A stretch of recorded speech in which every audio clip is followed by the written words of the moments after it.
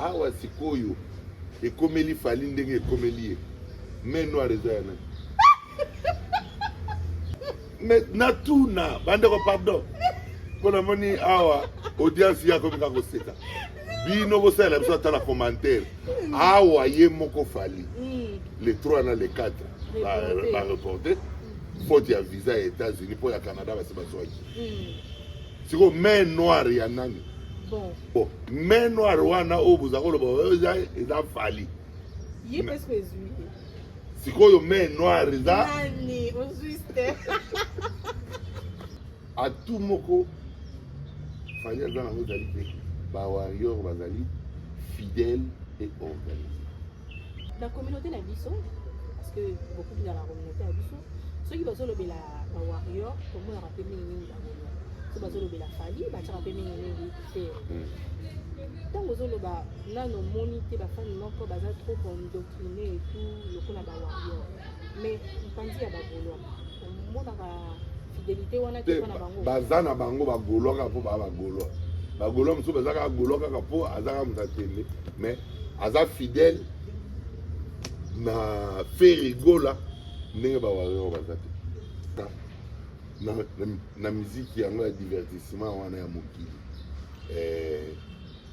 bato bazondima te mais oyo auti na gospel lor mbongo alobi fali moto te bino bato oyo bozobude koto boyoka ta soni te elobele chose te boyoka soni te ye puto babengao basantu ye andimi mosantu andimi alobi na koloba bino na bino bato ya masumu mpe kaka bozonyata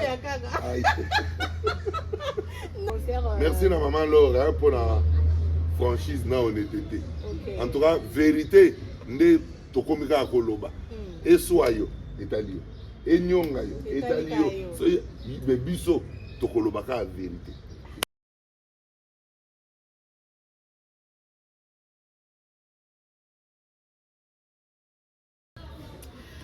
Mesdames et messieurs, bonjour.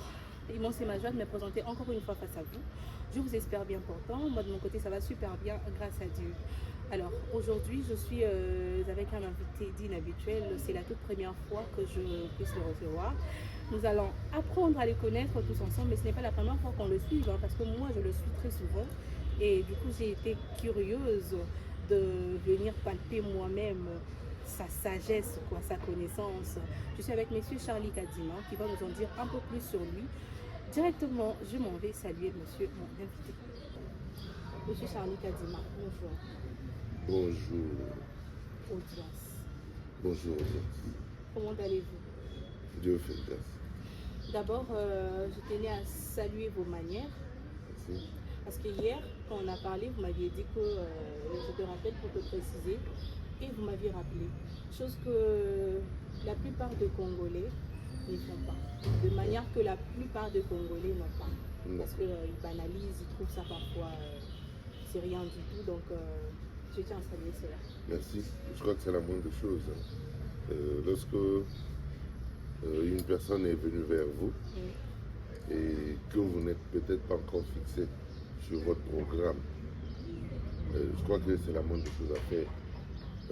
Revenir vers la personne lorsque vous avez de précisions sur ce que vous pouvez ou ne pas faire pour que la personne aussi soit en mesure de se comparer. Je suis contente, en tout cas, je tenais à vous le dire comme ça face à la caméra, pour que vous ne changez pas cela. Je crois que ça ne changera pas, parce que c'est là à commencer avant que vous veniez. Ça c'est sûr. Alors, j'aimerais savoir qui est Charlie Kadima. Charlie Kadima est un Congolais, artiste, qui a plusieurs casquettes dans l'univers artistique, qui peut être concepteur, qui peut être acteur au cinéma, qui peut être musicien, qui peut être manager, qui peut être littéraire, parce que j'ai écrit aussi, qui peut être réalisateur au cinéma, et animateur culturel et critique d'art. Voilà. Charlie Kadima, c'est une tête, pour conclure. Pas seulement une tête. Mais une tête bien faite. Peut-être. Ah ça c'est une tête bien faite. En tout cas, vous êtes beaucoup de choses. J'aimerais bien commencer à partager avec vous de temps à autre. Moi, j'aime bien m'attacher avec des personnes qui ont une tête bien faite comme ça. J'épique. Mais je crois que c'est ce que normalement chacun de nous devra faire. Parce qu'on ne finit jamais d'apprendre. Et on doit apprendre et on n'apprend que auprès de ceux qui ont plus de connaissances. Exactement. Par rapport à nous. Exactement. Merci beaucoup. Alors, M. Charlie Kadima est beaucoup plus aussi dans vos analyses, étant donné que vous êtes une tête bien faite. C'est pourquoi je dis analyste et critique d'art. Voilà. Donc, j'aimerais que l'on commence d'abord par le spectacle qu'il y a eu le 1er novembre au centre financier de Kinshasa. Okay. Herman Ami s'y était, il a fait un spectacle, un beau spectacle là-bas. Et sur le réseau, nous sommes en train de voir plusieurs débats qui remettent maintenant la langue française en cause. Comme quoi, s'il y a certains artistes, s'il y a certains humoristes qui font des choses plus que les autres, c'est uniquement à cause de la langue. Dans la musique comme dans l'humour. Je ne sais pas ce que M. Charlie pense. Ben, c'est tout à fait normal que ceux qui parlent plus de langues que les autres fassent plus de choses que ceux qui en parlent moins. Ce qui est déjà normal. C'est-à-dire, ils ouvriront de portes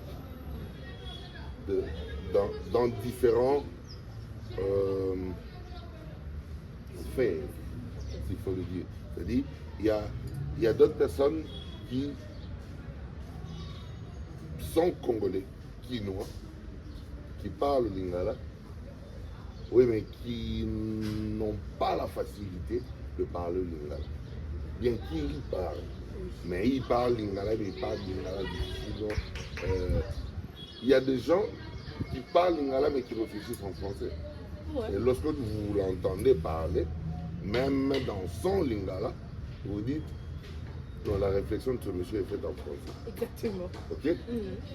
Donc, si une personne comme ça tombe sur un humoriste qui ne parle ou qui ne joue qu'en lingala, c'est vrai qu'il va entendre ce qu'il dit, c'est vrai que ça va être marrant, mais il ne sera pas touché dans le plus profond de lui. Parce que la langue fera une barrière. Ok? Mais lorsqu'il trouve quelqu'un en train de le faire en français, sa langue maternelle, ça passe et il se retrouve. Voilà, exactement. Okay. Oui, donc, la langue est un avantage pour ceux qui en savent et une barrière pour ceux qui en ignorent. Merci beaucoup parce que y a plusieurs personnes qui ont remis les débats de Ferregola Fali aussi, comme quoi Fali est en train d'exceller dans plusieurs choses parce qu'il maîtrise au moins la langue, mais Ferregola a plusieurs barrières à cause de la langue. Du coup, on voit Herman Ami, Roncia, les autres qui excellent, mais il y a certains humoristes qui ont commencé avant eux qui n'ont pas pu faire de spectacles comme ça parce qu'il était aussi au Casino de Paris. Oui. Et maintenant, il vient au centre financier. Donc, il fait des spectacles que ses aînés... Mais voilà, déjà, quand par exemple, il va au Casino de Paris, il ne joue pas seulement en lingala. Ou il ne joue seulement, pas pour le Congolais. Ouais. Donc, il y aura des Français qui vont venir et qui aiment l'art et qui vont le voir. Mais si ils parlent dans la langue que le Français auront difficile à comprendre, ça va déjà poser un problème. Oui, ça va déjà poser un problème. Et remettre ça fallait faire tout. Bon, c'est vrai. En fait, nous devons arriver à nous surpasser. Nous avons des talents, nous avons des atouts, des qualités, mais que nous n'arrivons peut-être pas à présenter au monde entier parce que nous ne savons peut-être pas parler chinois. Ok? Mais nous pouvons facilement arriver en Chine. Mais ce que tu as comme talent, tu n'arrives pas à le présenter parce que le chinois ne te comprendra pas. Exact.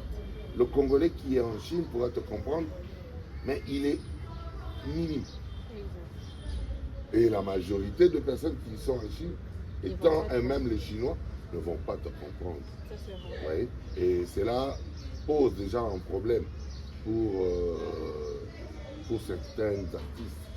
Mais en soi, la langue, pour moi personnellement, le fait n'empêche pas à la valeur d'un artiste d'être exceptionnel. Voilà. Merci beaucoup. Alors, nous ici, notre communauté et les autres, en tout cas, ils préfèrent quand l'émission est bilingue. Quand c'est trop français, ça devient vous avec vos français là. Donc, du coup, on va un peu être un peu bilingue. Voilà, du coup, on va être un peu bilingue. Alors, Charlie Kadima, il n'y a pas longtemps ici, Fally Ipupa a aidé à ce que quelques étudiants, la IMPP, base la bourse d'études pour aller étudier à l'étranger. C'était la fondation Fally Ipupa. Voilà. Et à part ça, nous avons vu que la fondation Fally Ipupa était encore à Goma pour la construction d'une école. Nous voyons pas mal de choses que la fondation Fally Ipupa est en train de faire. Mais nous avons entendu l'artiste Ferrego là aussi, qui est un artiste de notre pays, qui a promis que 40% de sa recette pour le stade de Martyrs, au Yabetaka le 24 juin, si je n'ai pas oublié, et au Kiende, la est du pays. Après cela, il a encore été à l'hôtel Pullman le 2 juillet, si j'ai bonne mémoire. Il a encore dit que une partie de sa recette est Kiende encore pour l'est du pays. Mais depuis, on n'a jamais vu les images, on n'a jamais vu ce que Kenya fait. Mais actuellement, nous venons voir Ferrego là, qui part faire un don à l'orphelinat Moko au Cameroun. Toi, en tant que Congolais, comment tu vois cela? En fait, le fait de dire, par exemple, que un pourcentage donné de ce qu'il aura comme recette ira à l'Est, c'est pas mauvais, c'est bien. Mais le faire, c'est autre chose. Est-ce qu'ils l'ont fait? Ça, j'en sais rien. C'est pas peut-être que parce qu'on n'a pas vu les images qu'ils n'ont pas fait. Ok? Il peut y avoir peut-être des lacunes au niveau de la communication, mais ça n'a pas bango, qui peut batiki, c'est un peu le bin à bango. Bon. Si vous êtes à Cameroun, bon. Pourquoi il y a Cameroun quand c'est mon année? Mais oh, c'est mon année. And this way, pas y battre, and this pas y battre, question est belle. Oui, c'est moko en tant qu'artiste à s'expliquer parce que ngai na évité. Est-ce qu'il y a une recette qui est à la Kaki, soit il y a stade, soit il y a Pullman, pour notre interrogation. Tomoni ya Cameroun, à Kérotika, na orphelinat et tout, ça dit don. Bon, les alliés don. Et il y a les alliés don. Azalaki, lokola ambassadeur, il y a Marc Mokoto, Maison Mokoto, Moto Mokokuna, Oyo Azalaki, si ma père m'a qui est lokola ambassadeur. De éviter parce que héroïque salema nandenge et belé voilà donc les lotomoni à Pessi na Cameroun Ben, je crois que c'est une bonne chose. Le beaucoup est fait ça. Et pas mbola makape bakata ka moté. Soki déjà ça na makanisi ya kopesa ndenge wana. Eza malamu. Mais soki ba koyebisa biso ke ba kopesa bongo ba pesi biso feedback te soko ba pesaki. To ba pesaki te nde pa ekomaka na moi kokoso. Merci beaucoup. J'ai aimé. Monsieur Charlie Petit, vous avez dit dans une émission que le seul artiste que Zonga dans un stade de martyr 2 fois de suite déjà fallu. Oui. Alors que dans le stade de martyr, le concert est déjà qui est venu. Le monde qui fallait pour pas. Dans Mérité Ouattara, dans Ferregola et puis Félix Oazekwa. Pourquoi seulement dire qu'il fallait pour pas que ça la 2 fois? Bon. C'est vrai que le stade de martyr va concert est l'équipe. Mais dans le concert, nous c'est l'équipe. Ils ont une évaluation. Si tu as évalué, le concert est bêta, mais là, au monde que population oyo ezalaki na concert ya Fali ezalaki ebele mingi koleka ba concert mosusu nyonso tokotanga. Oh, mais ok. C'est trop dans mon tour. Non, mais parce que sur le terrain, et ça va m'en te belé que Ferregola Alexa qui va te belé qu'il y a Fali. En tout cas, Badra Zalaka honnête et sincère vis-à-vis de la maman. La conscience. La conscience na yo. Au moment où tu seras à la vérité na yo moko, c'est comme un problème. Kosa ngai. Mais si vous avez dit kosa yo moko, c'est dangereux. Moni hein? Et comme makamusu. C'est que bon, en tout cas, ngamona na zaki na makamundandeke na ko. Alors bato bazalaki na concert ya Fali bazo estimé bango na kati ya stade déjà à plus de 150 000. Or à plus de 150 000, les places assises il y a stade de Martyr ezali. Est-ce que vous comprenez? Donc c'est-à-dire il y a déjà 2 stades de Martyr au sans compter ba oyo batikalaki libanda parce que bazalaki lisusu ebele koleka ba oyo bazalaki na kati. Ok. Est-ce que vous comprenez de quoi il y a le barabongo? Ok. Et à tout moko fallait dans la modalité ba warrior bazali fidèle et organisé. Fidèle et organisé. Déjà bazali fidèle parce que c'est de tachara été. Ok. Bazalaka na ba activité. Tout autour, il y a un événement, il a fallu les Warriors organisent des événements autour pour sensibiliser les gens, conduire les gens jusqu'à les conduire à l'événement. Okay. Ce qui n'est pas la même chose pour les autres artistes. Parce que, en tant que analyste, na observant avant la salle d'analyse. Tout le monde conseille, il a fallu aider. Nous avons la délégation Bawario et Outil Go.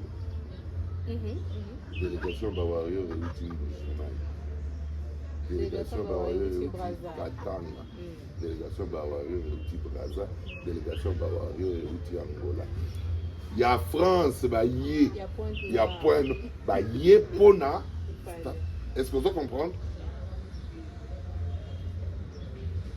Donc, s'ils sont en mesure de se déplacer, est-ce que vous avez dit que vous avez dit que vous avez dit que vous avez dit que vous avez artiste na autostar na yo ils sont volontaires parce que ils ont d'abord temps il faut au foot habiller aux alloger dans la famille au bandolier pendant la journée donc baza nango na bi baza fidèle et organisé fidèle na tous on le fidèle le roi ya bandimie roi voilà. Ok. Comment dit? Donc ça dit baza ça dit ba yoka fali le roi ba catholique ba yoka muke asa bobo simbati non ko trop simbati moni bango na papu na bango ko simbate loba makamususu mais ko koma kuna te po donc voilà domaine na bango réservé donc ba o déjà bazo fonctionner ndenge baza wana okomona ke bakendaki bakati na Brazzaville bato ya Kabinda délégation ya bawarrior ya Kabinda ekatisi euti point noir baye ti balandi ti na Brazzaville nayebi te nakoyeba na ngai na Congo na baartiste nayebi nano artiste oyo fanatique na ye baza fidèle endoctriné le roi ya Fali. Mais Charlie Kadima, so la communauté na biso parce que beaucoup dans la communauté na biso ceux qui bazo lobela ba warrior comme on a rappelé mingi na bongo so bazo lobela Fali ba tira pe mingi fait tant bazo loba nano monité ba fani moko baza trop endoctriné et tout le ko na ba warrior mais mpandi ya ba bolo mona ka fidélité wana te na bango baza na bango ba goloka po ba golo ba golo mso baza ka goloka ka po azaka mutatende mais aza fidèle na fait rigola ndenge ba warrior baza te golo mutatembe golo mso aza goloka ka po azoloba ka aza golo so ekomi na l'heure ya ba manifestation ba golo et mona vandi na asa elote mais aza golo eloko esalemi na image ya fere ayebi mpe ke ezali mais aza ne présenté na événement moni mais lera koloba ye akoyebi soki aza golo mpe atie commentaire bobandi mpe tende omoni contrairement na ya Fali okomona mpenza ke bagroupe ya bawarrior baza ebele epuis baza na basous-structure eza na kati oko imagine bon nga nayebi baplayboy de Fali Ipupa eza groupe ya bawarrior nayebi bawarrior de Champions League ok nayebi Avalon Girls mais baza bawarrior comprendre na bagroupe oyo nyonso mpe na otangelo nasala effort nazala na kati mpo nalandaka évolution na bango ndenge nini bazosala oui est-ce que ozo comprendre donc awa natangeli yo kutu kaka misaki moni baplayboy mosusu ya Fali baza su ya Paris baplayboy de Paris mais baza kaka bawarrior moni en tout cas soki ezalaki tolingaki tomona yango toyeba mpe na banani bazaza na kati moni sikoyo ozomona ke ezosala ke na bamanifestation sikoyo ya faire rigola bato mosusu bazala stimulé te omoni soki toza no groupe moko tozali kokumisa artiste moko napesa kombo par exemple Bina Filé mais biso nyonso toza bafanatique ya Bina Filé mais toza tout le temps ensemble tozo échanger autour ya bastratégie nini tokosala mpona artiste mpona visibilité na ye mpona biso moko mpona nini mais na bato mosusu bazali mpe bakozala mpe bazaka bafanatique ya Bina Filé mais basangana na bango te baza na bango na biso te baza na bango mpe na motu te me motu na motu azaka fanatique ya Bina Filé na coin na ye ozomona ndenge tokosalela biso bato tozali ensemble na ndenge bato oyo bazali moto na coin na ye baosalela activité na bango omona moni donc lelo kutu awa nazoloba na yo bawarrior nyonso ya bagroupe nyonso tozoloba lelo bakose retrouve bango nyonso na warrior universal. Ndi wapi? Warrior universal sikoyo siège nango eza na Canada na Montréal. Ah ça? Mais ba warrior nyonso ya Kinshasa sikoyo bakokota na kati ya warrior universal po kuna nde sikoyo tozwa ba stratégie na ba directive oyo bando ozala wana po bacommuniquer yango na ba warrior nyonso. Odomona? Quelle organisation? Ah, yango na lobi na yo qu'ils sont très organisés. Ok. Voilà. Ah ça? Awa kutu napesi mbote na Rodrigue Nzolo depuis Montréal. Merci Rodrigue hein, pour le travail que tu es en train de faire. Et... Lelo, na moni carte ya ba warrior. Mona jango. So au scanner yango amemi yo na Instagram. Il y a fallu tout ce qui... Est-ce que vous comprenez? Donc là-bas, tu peux t'abonner, tu peux commencer à... Est-ce que vous comprenez? Mais, chose que... Batumususu, Toto Monate, voilà. Moni, na ba organisation en Ningwana, aux autres là qui... Parce que les warrior carte. Carte en bas, c'était on dit carte en bas. Son scanner le téléphone, mais quand même. Oh. Comment il me dit que ah, c'est vrai ça. C'est-à-dire, il rapproche les fans de l'artiste. Ok?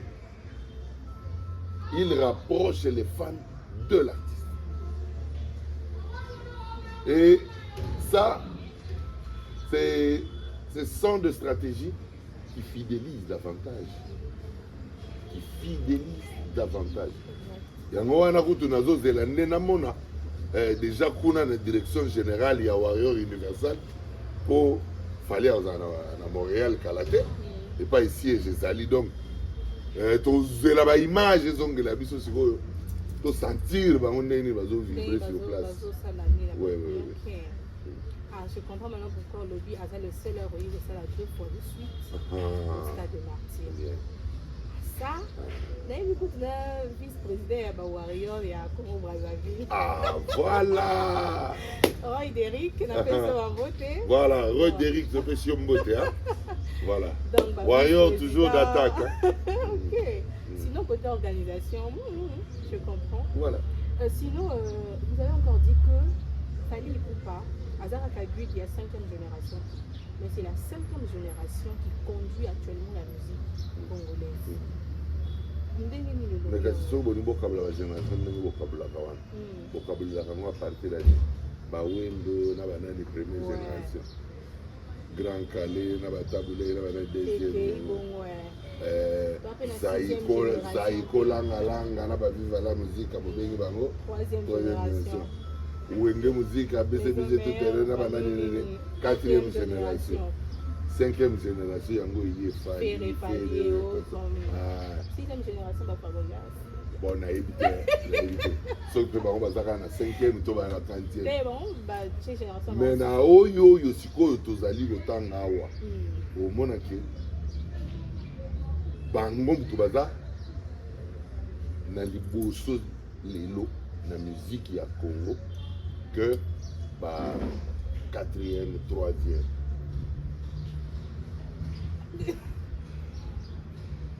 Bon, bah, première. Première génération, bah oui, de Bakenda de première génération. Bakenda. Deuxième génération, c'est qui bah oui. Bah moi, Bakenda. Grand Calais, Taboulé, Loambo, Bakenda. Troisième génération, bah papa Wemba.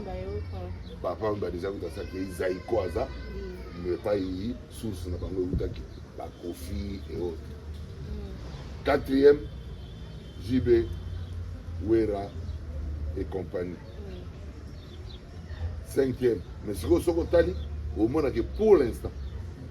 Cinquième, Ezui, vitesse. Oh, il y a Sokotali, l'activité, il y a cinquième. Il y a l'activité, il y a quatrième, au moins il y a cinquième, il y a l'icolo. Si vous comparez, il y a troisième, au moins il y a cinquième, il y a l'icolo. Et dans cinquième, il y a l'icolo. Par rapport à quatrième, dans troisième, Moutaza l'icolo, il y a cinquième, il y a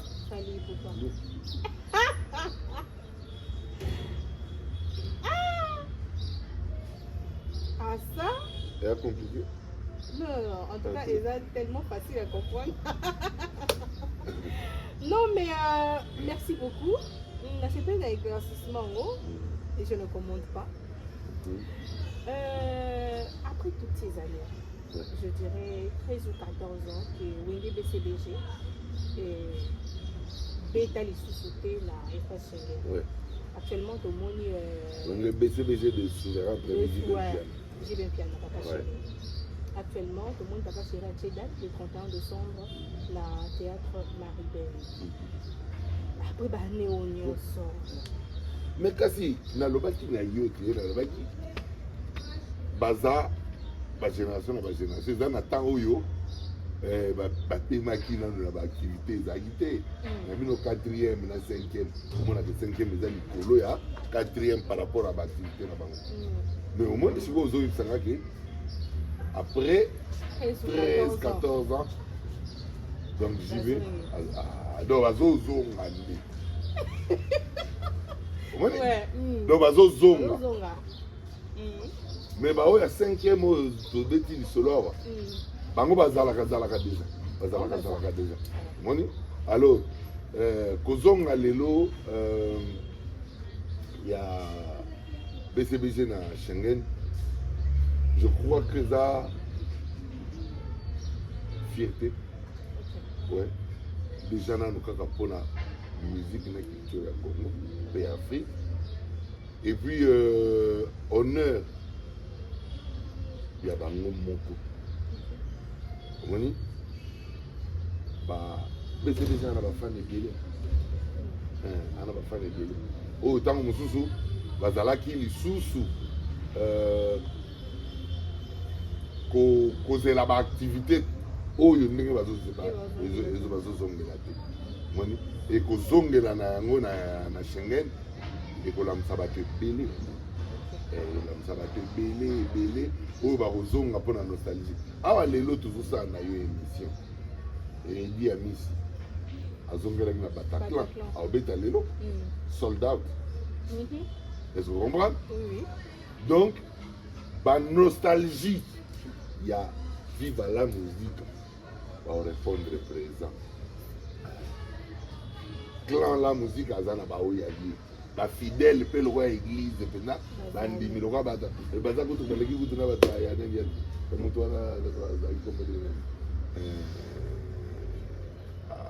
oya za ya politique au dokufa ala taroba jaune ya politique le monsieur mais mon dansé kasi donc baza pe na bango ba fidèle ya ndenge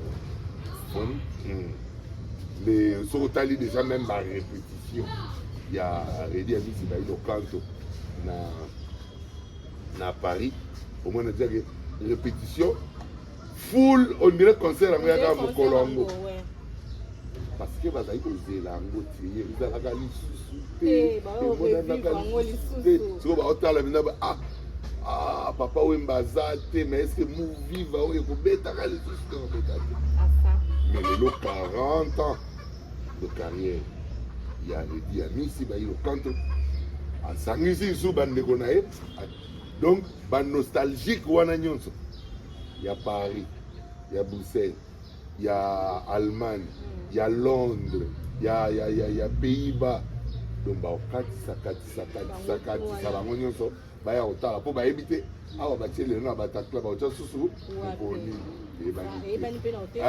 donc déjà déjà en fait, après makambo ya ndenge ba concert zongi oyo, là je viens encore me rappeler de propos ya maman Laure Mbongo comme quoi Fally pour parler à se battre pour la musique ezonga. Bozoboya makambo eza réalité. Sikoyo soko bandi koboya neti yo moko bandi koboya neti loboko na yo moko. C'est que ça ndi tokata yo. Otika noka ndam. Tu vois?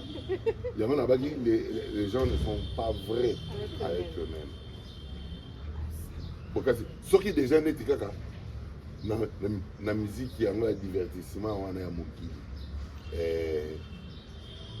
Bazo ndimate. Mais il y a aussi un gospel. Lors mbongo alobi Fally mutade. Est-ce que bino bato bozo boudé koto. Boyo kata sonité. Té, boyo le chose té. Boyo ka sonité.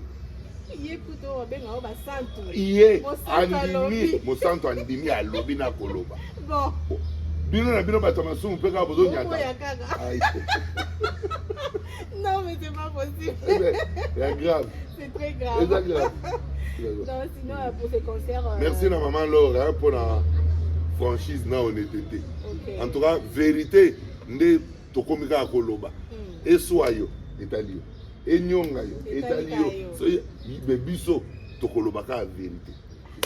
En tout cas, toujours c'est là avec impatience. Concert il y a aussi bien que la papa chérie. Ouais. Toujours c'est là on peut. Souvé. Tocha yo poids ya danger, ya danger pour wenge ezabiso. Ah. Donc déjà sur Zawana déjà biso déjà que bendele na biso sur likolo. Voilà. Merci beaucoup Charlie Kadima.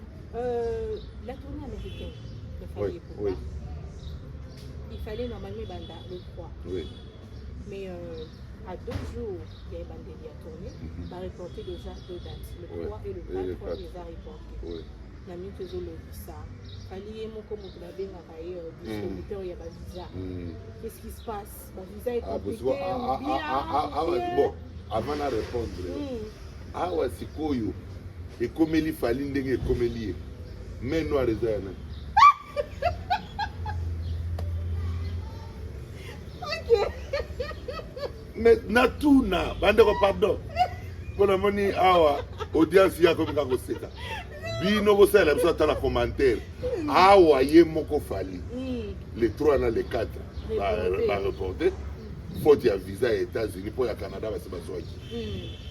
C'est comme main noire ya nani. Bon. Il pas les la casse. Bon. Est-ce qu'on comprend? C'est ça. Il y a un l'air de le côté, il y a main noire. Bon, main noire, wana au vous avez le Fally. Il est presque juillet. Si quoi yo main noire, ça. Nani, au juste. Est-ce que vous comprenez? Donc, boti kana bino ko kanisela ka batu. Soki o sali ba makamna o sali simité o kanisa un tel. Siko ya ye un tel pe e baluki. Siko to ya ko tolo bana fere. C'est ça. Tolo bana kofi. T'es kofi. Omoni. Donc omoni ke ezaka makambo il faut qu'on l'andate. Ça. Tu comprends? Mais pour répondre à la question à la tournée américaine par envoyer Badat, je crois que visa à Canada est élimine en état. Il y a un des salis que la démarche auprès de l'ambassade des États-Unis et est-ce qu'il y a un retard parce que on a pas de délai, on attend y a étude à dossier. Si quand on a les lots, on peut s'en lobby. Vous arrivez dans 3 jours. Or, le temps où au Canada, il n'y a pas de passeport. Nathan où il y a l'ambassade. Donc, il n'y a que 3 jours. Ok? Donc, et comme il y a lundi au mardi, ce qui va passer, et va décaler la date. Et puis, ils allaient tourner, va bouger le calendrier. Voilà. Parce que ça reporté, le but est que ça annulé. Non, ils ont annulé. Ils ont reporté. Merci beaucoup. Mais Charlie, il y a certains chroniqueurs au Visa, fan comme d'habitude, bazoya kaka oyo azwa te, alors que il n'y a pas longtemps ici, fan pe kande bayaki na makambo ya oyo azwa te, et on a vu ce que ça a donné sur le réseau, bavure nyonso oyo ezalaki. Actuellement, le bureau ndenge pour remettre la vie, ça va landela lisusu bavi ya bafan. Non, est-ce que mbala oyo balobaki oyo azwa te? Vous êtes sûr que oyo bango balobaki bazwa te pe bango nyonso bazwaki te? Donc oyo bazwaki ezalaki prévu bazwa. Ezalaki prévu bazwa. Moni bamosusu oyo bazwaki pe te ezalaki kaka mpo eyaki prévu bango bazwa te. Mais l'air esalemaka ndenge wana fallait que dans la main noire te. Est-ce que vous comprenez? Chroniqueur oyo bazwi visa na fali eza mpona mosala, mais bamisusu mpe ntango mosusu bazalaka bambeli ya minu mibale aye azosolola afani ti l'air kaka bapesi document esi aonde a changé position. Mais soki ekomi kolekela ndenge wana même na ye moko fali aotala aomonaki mbala wana soki napesaki 10 entre tour oyo napesaka 5 moni sikoyo na 10 oyo bazwaki la fois passé ntango mosusu baza koespere ke bakozwa su tour oyo. Or à partir ya comportement na bango baaffichaki la fois passé esali ke ye alobake nakoki su na 10 te nakopesa su 10 te nakopesa 5 lere bango 10 bakoya bapesi 5 oyo azwi te, ok? Mais ça dépend seulement de Fali. Parce que c'est lui qui sait apprécier pour dire audience ça l'a bien. Merci, il faut qu'il y ait pour couvrir le événement qui n'a pas à côté. Mais moi, il y a une question où il va le cas, où tu m'expliques ma maman déjà tout ça là. D'après vous, quelle est la raison et celle que j'ai choisi? C'est ça là. Parce qu'il y a ça là. Où il y a ça là? Le salon est ça là dans les réseaux sociaux. Il y a mon accueil à finir. Kasi loko a l'air wana guerre ngo ezaki nanu ya finga ngana finga ye parce que fingi bia pas non ye pas zo finga po ba oyo bazo finga wana so biso to vandi nyembo omono ndire biso to aba yuma ye pas zo ngisi kasi bas soda so ayo kango ba moko azaka gentil mususu azalaka kaka di zoye di kanga ye simba tokai wani mususu abite ezela ko aza quand même mutu donc peut aza maman c'est doucement donc na communication pe eza na ba o baza britandela na kanisi lambe ujana ndoki andome tona mo repose un peu frère donc eza pe na ba oyo bayaka bazo kabola connaissance bazo luka voilà yé Jaël modèle né à Louan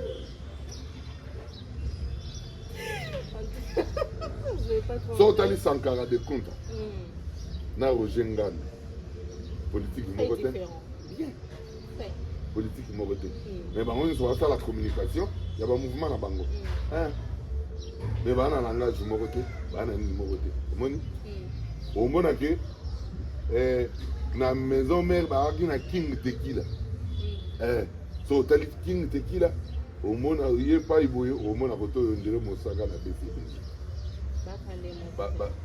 baka ndenge moko pete na moya kokea do ezaka ndenge wana eza ndenge wana et na musique ezaka na ba oyo ba soda gentil na ba soda britannique. Du coup, on doit normalement commencer à normaliser les bains. Quand c'est ça, non. Et n'a le but, sans carafine, et n'a le but, Aza, bien, Aza agressif. Simba, de la forêt. So mais qui est kuta bimilo di ale du ba rafale na yo. Mon Ma fille ba c'est le bizarre. Elle insulte. bon. Elle insulte. Bon. C'est vrai, elle a insulte, mais les lots sont alliés à commis un peu modéré. Hapo musika we rango. Oh oui? Ako mape musika we rango. Oh non. Bongo. Musika te, yondo zomona musika. Mokolo yo kokendeka koche we la musalinalisi. Ta we la gangi. Mama eh. Oh yo kae. Oh yo kae. Ah.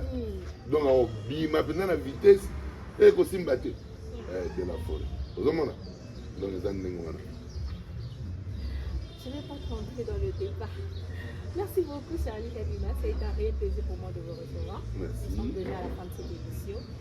Je vous laisse le mot à dire, la salutation, on va se rendre. Mes salutations, Nazarana Moko, on appelle ça tout Seigneur tout honneur. Fachi Beton, Mokwantombol. Ma maman Denise Nyakiro Tshisekedi.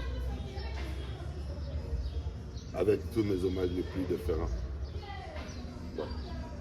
Merci beaucoup. Moi, je fais un gros bisou comme ça à ma petite sœur qui est juste à côté de la caméra, c'est pour Okito. Et un grand merci à tous ceux-là qui nous ont suivis. Donc, je vous fais de gros bisous. On se retrouve comme ça très, très prochainement. Au revoir.